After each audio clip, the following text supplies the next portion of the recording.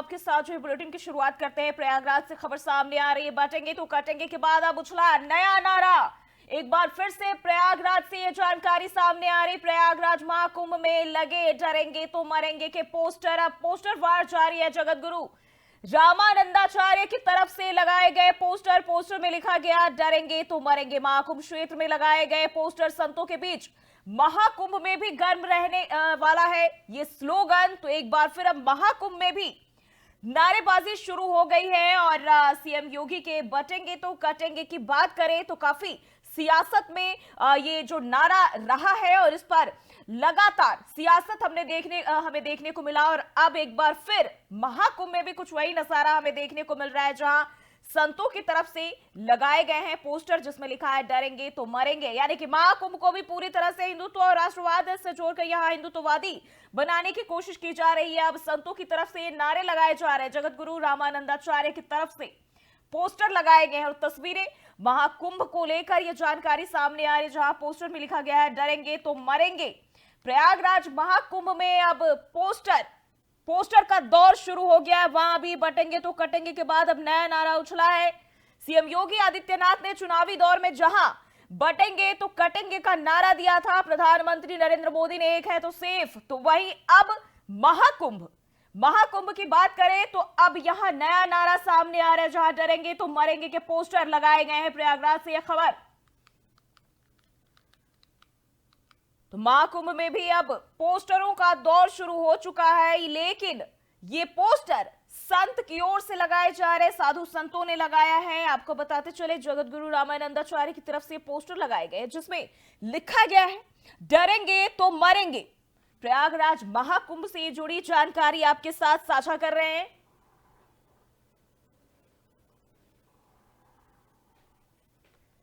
जगत गुरु रामानंदाचार्य की तरफ से ये पोस्टर लगाया गया है जिसमें लिखा है डरेंगे तो मरेंगे।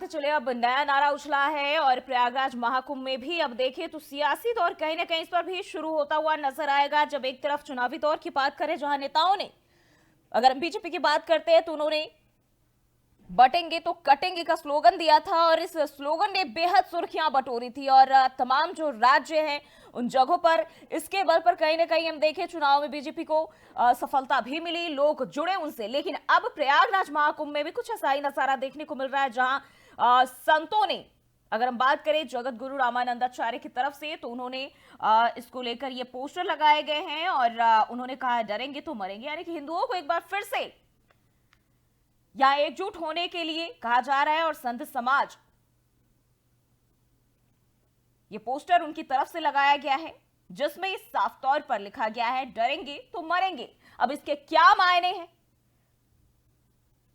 फिलहाल इसको लेकर कुछ भी नहीं कहा जा सकता है, लेकिन राजनीति से जोड़कर इसे अब जरूर देखा जाएगा, क्योंकि महाकुंभ को भव्य स्तर पर बनाने की तैयारियां की जा रही है और इस पर चर्चाओं का बाजार भी गर्म रहा है। देखिए तो जिस तरीके से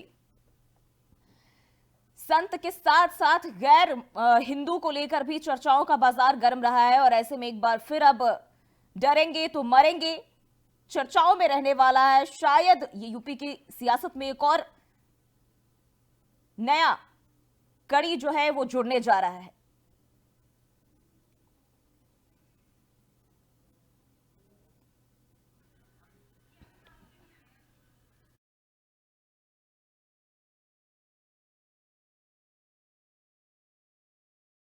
प्रयागराज महाकुंभ में जो है डरेंगे तो मरेंगे के पोस्टर जगत गुरु रामानंदाचार्य की तरफ से ये पोस्टर लगाए गए हैं। पोस्टर में लिखा गया है डरेंगे तो मरेंगे।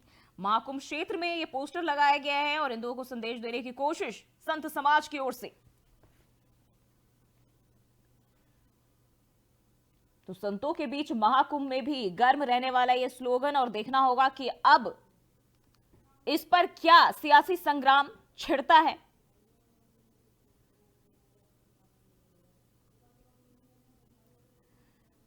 तो जगत गुरु रामानंदाचार्य की तरफ से एक और स्लोगन दिया गया है। पोस्टर जो है महाकुंभ परिक्षेत्र में लगाए गए हैं, परिसर में लगाए गए हैं, जिसमें बटेंगे तो कटेंगे के बाद अब डरेंगे तो मरेंगे।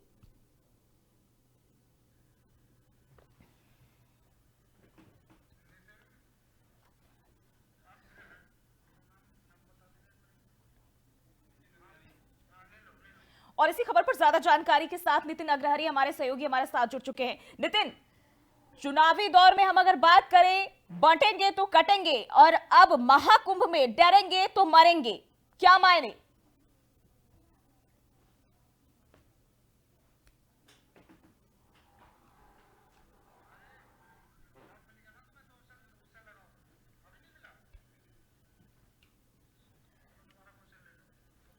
नितिन, आवाज मिल पा रही है आपको? जी जी जी। हाँ, अगर हम बात करें चुनावी दौर में बटेंगे तो कटेंगे, लेकिन महाकुंभ की हम बात करते हैं तो डरेंगे तो मरेंगे, क्या मायने हैं इसके? जी, बात करें कुछ दिन पहले योगी आदित्यनाथ का एक बड़ा पोस्टर लगा था कटेंगे तो बटेंगे को लेकर। कहीं ना कहीं प्रयागराज में सियासी पारा इस कदर गर्म हो गया जी। तो आज जगत गुरु रामाचंद्राचार्य से पहला पोस्टर जो कि उन्होंने लगवाया और कहा डरेंगे तो मरेंगे के साथ साथ कहीं ना कहीं कुंभ मेला क्षेत्र के अंदर सियासी घमासान मच गया। बता दें संतों के बीच महाकुंभ में कहीं ना कहीं घर में रहने वाला ये स्लोगन बड़ा ही सियासत का मुद्दा होगा, क्योंकि सीएम योगी आदित्यनाथ तो बटेंगे तो कटेंगे जमकर हुई सियासत के बाद ये कहीं ना कहीं डरेंगे तो मरे को लेकर सियासत में कहीं ना कहीं देखी जा सकती है। जी अनुगा जी। बिल्कुल नितिन, हम देखें तो जिस तरीके से महाकुंभ को भव्य स्तर पर बनाने की तैयारी भी की जा रही थी, तमाम तरह की तैयारियां भी चल रही थी। हालांकि देखें तो कई वजह ऐसी भी रही है जिसके चलते महाकुंभ चर्चाओं में भी रहा है, लेकिन ये जो नारे का दौर है कब तक चलेगा? क्योंकि एक के बाद एक नए नारे सामने आ रहे, हिंदुत्व को लेकर, हिंदुत्ववादी जो लोग कहते हैं खुद को, वो कहीं ना कहीं नई चीजें लेकर आ रहे हैं, और लोग कितना जुड़ पाएंगे महाकुंभ से? जी, बात करें 2027 को चुनाव को लेकर कहीं ना कहीं सियासत पूरी तरीके से गर्म हो चुकी है और इस मुद्दे को प्रयागराज को देखा जा सकता है। जिस तरीके से योगी आदित्यनाथ ने कटेंगे तो बटों होने के बाद प्रयागराज में जिस तरीके से आज नाग बासुकी मंदिर चौराहे पे जिस तरीके से आज पोस्टर लगे गए गुरु रामाचंद्राचार्य द्वारा डरेंगे तो मरेंगे को लेकर सियासी कहीं ना कहीं पारा हाई हो चुका है, क्योंकि सियासियों पे गलियारों में दौड़ हो चुकी थी, क्योंकि 2027 का चुनाव अपने आगामी समय पे कुछ दिन ही शेष है, इसको लेकर कहीं ना कहीं राजनीति मंथन दौर जारी होना है। जी बिल्कुल, यानी कि हम देखें जिस तरीके से नारों का दौर है वो जारी है और कहीं ना कहीं 2027 इसका निशाना है। जी, बात करें 2027 को लेकर चुनाव की सियासी गर्मा गर्मी का माहौल कुंभ में होना ही होना है और इससे डरेंगे तो मरे को लेकर सियासी घमासान प्रयागराज में मच गया है, क्योंकि कुंभ मेला क्षेत्र के अंतर्गत एक नाग बासुकी मंदिर चौराहे में जहाँ पर एक पोस्टर लगने के बाद सियासी घमासान मच चुका है। सियासी मामले बिल्कुल निकाले जा सकते हैं, कहीं ना कहीं 27 को लेकर चुनाव को निकाला साधा जा सकता है। जी बिल्कुल, जिस तरीके से नितिन हम बात करें अगर पुराने दौर की चुनाव की, जहां बीजेपी ने नारा दिया था बचेंगे तो कटेंगे, एक है तो सेफ है, लेकिन अब डरेंगे तो मरेंगे, बीजेपी के लिए कितना फायदेमंद होगा? और साथ ही साथ जिस तरीके से 2027 का चुनाव है, तमाम तरह की दिशा और तैयारियां की जा रही है, दिशा निर्देश दिए जा रहे हैं, और साथ ही साथ संतों को अगर जोड़कर देखें, महाकुंभ संत कितना जुड़ेंगे और उसका कितना फायदा 27 में होगा?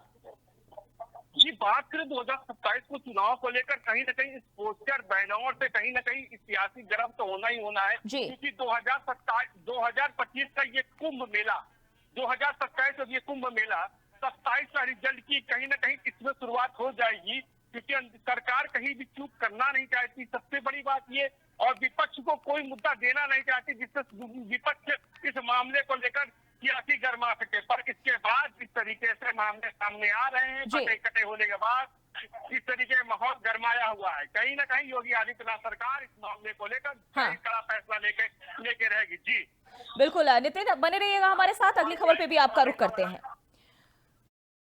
जगत गुरु रामानंदाचार्य की तरफ से पोस्टर लगाए गए जहां हिंदुओं को साधने की एक बार फिर से तैयारी।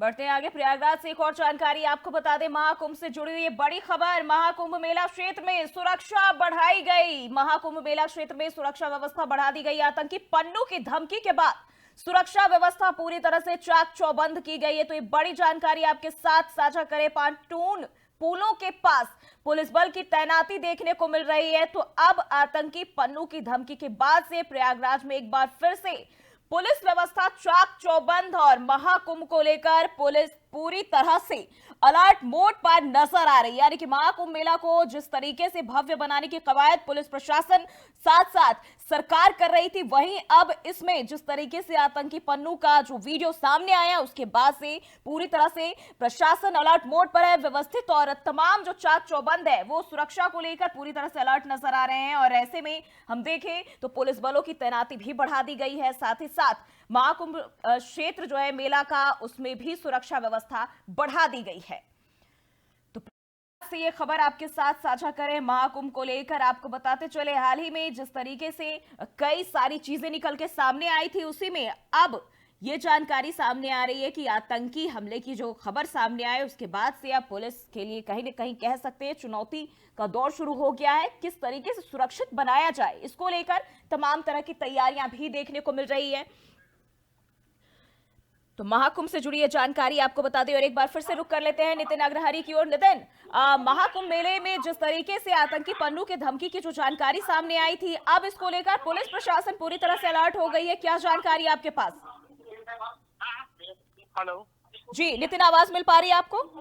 जी मैम, आवाज नहीं आ पा रही। नितिन, आवाज मिल पा रही है आपको? जी जी जी, आवाज आ रही है। हाँ, महाकुंभ में जिस तरीके से आतंकी के वीडियो जो वायरल हुए महाकुंभ को लेकर, अब उसमें पुलिस प्रशासन पूरी तरह से अलर्ट दिखाई दे रही है। क्या कुछ जानकारी आपके पास?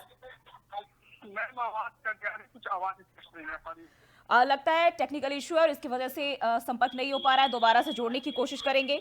तो ये जानकारी महाकुंभ से सामने आ रही है, महाकुंभ को लेकर, और आतंकी पन्नू के धमकी के बाद से सुरक्षा व्यवस्था बढ़ा दी गई है। और देखें तो महाकुंभ को लेकर अब पूरी तरह से पुलिस प्रशासन अलर्ट मोड पर है। आतंकी पन्नू की धमकी के बाद अब सुरक्षा व्यवस्था हाई अलर्ट पर और पांचून पुलों के पास पुलिस बल की तैनाती कर दी गई है।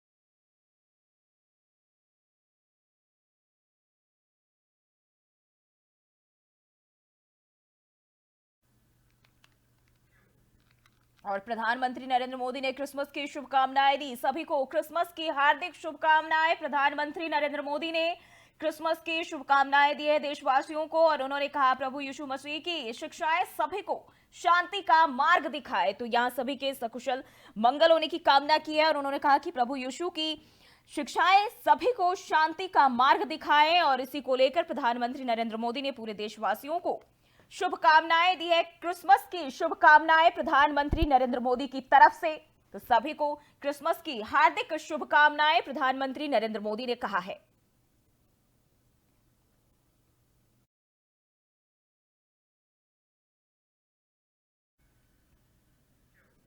बढ़ते आगे, दिल्ली से बड़ी खबर आपको बता दें। एनडीए नेताओं की बड़ी बैठक आज जेपी नड्डा के घर पर होगी बैठक। एनडीए नेताओं की बड़ी बैठक, अंबेडकर विवाद समेत तमाम मुद्दों पर चर्चा होने की संभावना है और जेपी नड्डा के घर पर एनडीए नेताओं की बैठक होगी, जहां हाल ही में अमित शाह के दिए गए अंबेडकर को लेकर बयान पर जो घमासान छिड़ा हुआ है, इसको लेकर अब बैठक होने जा रही है, जहां तमाम मुद्दों पर चर्चा किए जाएंगे और एनडीए के नेता, जो बड़े आला दर्जे के नेता है, वो तमाम लोग इसमें मौजूद रहेंगे। जेपी नड्डा के घर पर एनडीए नेताओं की बैठक होगी। अंबेडकर विवाद समेत तमाम अन्य मुद्दे जो इस वक्त चल रहे हैं, उन सभी मुद्दों पर विचार विमर्श किया जाएगा।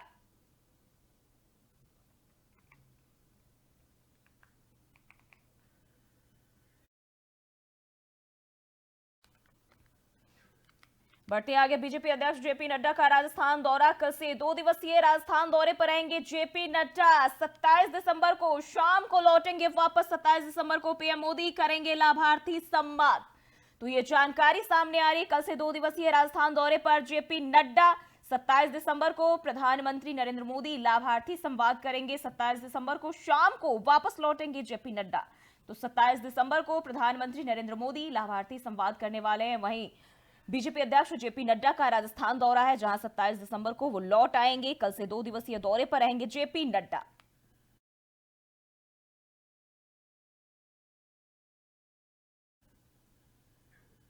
और वहीं दिल्ली में महिला सम्मान योजना से जुड़ी बड़ी खबर सामने आ रही। रजिस्ट्रेशन को लेकर सार्वजनिक चेतावनी नोटिस जारी। महिला और बाल विकास विभाग ने नोटिस जारी किया। दिल्ली में ऐसी कोई योजना लागू नहीं। बाल विभाग की ओर से कहा गया है योजना नहीं तो इसके लिए आवेदन का सवाल ही नहीं है। तो रजिस्ट्रेशन को लेकर सार्वजनिक चेतावनी नोटिस जारी किए गए हैं। दिल्ली में महिला और बाल विकास विभाग ने नोटिस जारी किया है। कहा गया योजना नहीं तो इसके लिए आवेदन का सवाल ही नहीं है। दिल्ली में ऐसी कोई योजना लागू नहीं है। बाल विभाग की ओर से कहा गया है योजना नहीं तो इसके लिए आवेदन का सवाल ही नहीं होता है। तो आपको बताते चले, दिल्ली में महिला सम्मान योजना से जुड़ी ये बड़ी जानकारी सामने आ रही है। दिल्ली से रजिस्ट्रेशन को लेकर सार्वजनिक चेतावनी नोटिस जारी कर दिए गए हैं।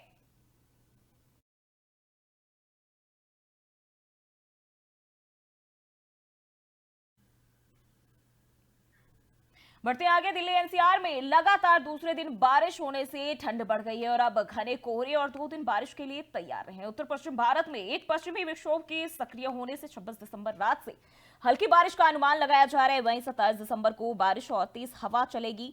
27 दिसंबर तक सुबह के समय घना कोहरा रहेगा। मौसम विभाग ने 25 और 27 दिसंबर के लिए घने कोहरे को लेकर येलो अलर्ट जारी कर दिया है। हालांकि बारिश के होने के बाद भी ज्यादा ठिठुरन नहीं रहेगी और इस हफ्ते 2 दिन न्यूनतम तापमान में 3 से 4 डिग्री की बढ़ोतरी होने की संभावना है।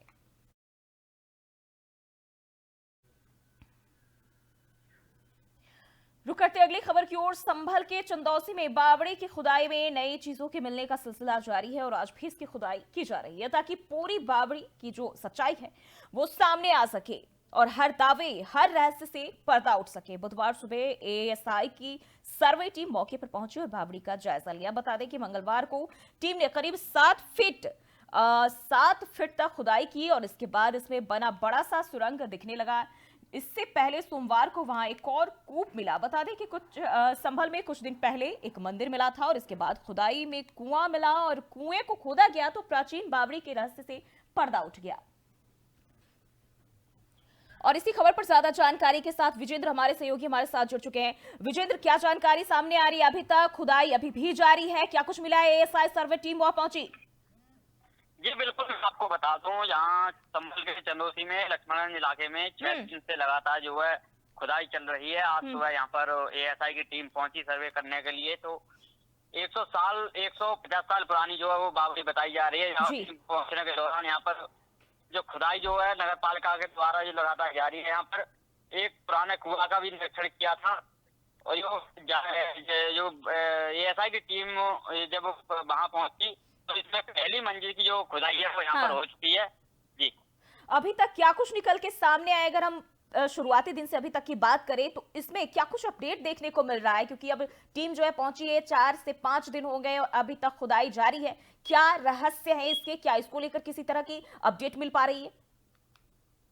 जी बिल्कुल, मैं आपको बता दूं, जिस तरह से आज सुबह एएसआई आई, इसकी जो पूरी जो पहली मंजिल है उसकी खुदाई जो हो चुकी है। उसमें लगभग 4 कमरे हैं वो दिखाई दे रहे हैं और अंदर एक जो कूप है, जो सुरंग है, सुरंग सी जो 210 मीटर जो लंबी जो बताई जा रही है, तो उसी को लेकर के आज एएसआई यहाँ पर आई थी। उसके फोटोग्राफ्स लिए सभी उसको ये देखा जा रहा है कि ये कितनी पुरानी 150 साल जो पुरानी बताई गई है। तो इसको लेकर यहाँ पर सुरक्षा व्यवस्था को लेकर हम बात करें तो यहाँ पर जो है पीएससी के जो जवान है वो तैनात है यहाँ पर। बिल्कुल, यानी कि पूरी तरह से अभी भी खुदाई और सर्वे का दौर जारी है और आगे क्या कुछ निकल पाएगा ये फिलहाल अभी नहीं कहा जा सकता है। संभावना लगाई जा रही है कि बहुत कुछ उसमें राज और रहस्य कहीं ना कहीं सामने आ सकते हैं। बहुत बहुत शुक्रिया विजेंद्र तमाम जानकारी के लिए। तो बांके बिहारी मंदिर भी जो है टीम जा सकती है और तमाम जो संभल की अलग अलग जगह है वहां अगर देखें तो एक के बाद एक खुदाई का दौर जारी है और ऐसे में कुएं की सुरंग में भी, कुएं की बात करें तो कुएं कई सारे मिल रहे हैं एक के बाद एक और कुएं का सर्वे एएसआई की टीम करने पहुंची है।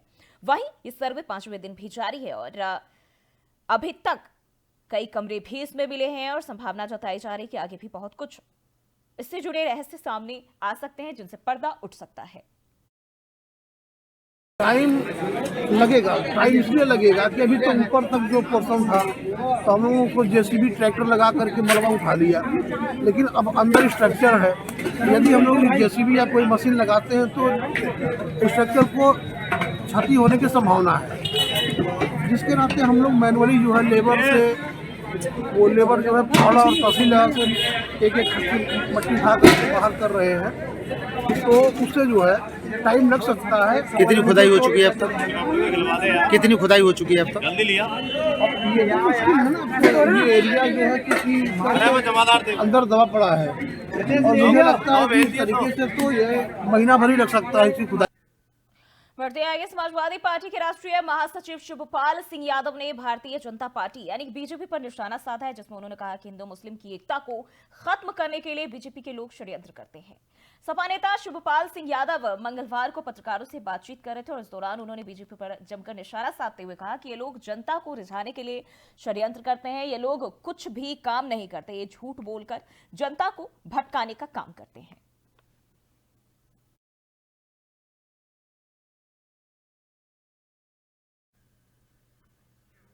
और खबरों में बढ़ते आगे, सपा मुखिया अखिलेश यादव का बयान सामने आया है। ये नए जमाने की इलेक्ट्रॉनिक बूथ कैप्चरिंग है, जो कोर्ट की निगरानी में होने वाली मतगणना में कैमरे के सामने हेराफेरी कर सकते हैं। वो अपने लोगों के बीच बूथ के बंद कैमरे में क्या नहीं कर सकते हैं। उन्होंने कहा कि अगर पीटीए के अधिकारी कर्मचारी बदलकर धांधली ना की होती तो भाजपा एक भी सीट के लिए तरस जाती, जैसा लोकसभा चुनाव में हुआ था। अब ऐसी व्यवस्था मिल्कीपुर में नहीं हो पाई तो वहां चुनाव भी सरकार ने टाल दिया।